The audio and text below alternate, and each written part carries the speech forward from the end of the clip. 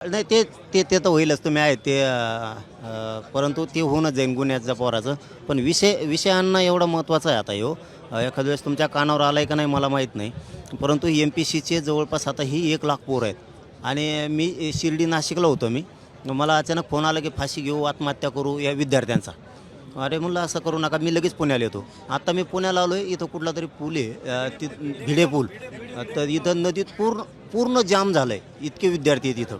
मला वाटतं त्यांचा हां, एक साधा प्रश्न आहे अण्णा याच्यात, की मुख्यमंत्री साहेब परवा म्हणले या विद्यार्थ्यांना बैठकीत, की हे आत्ताच्या आत्ता करून घ्या.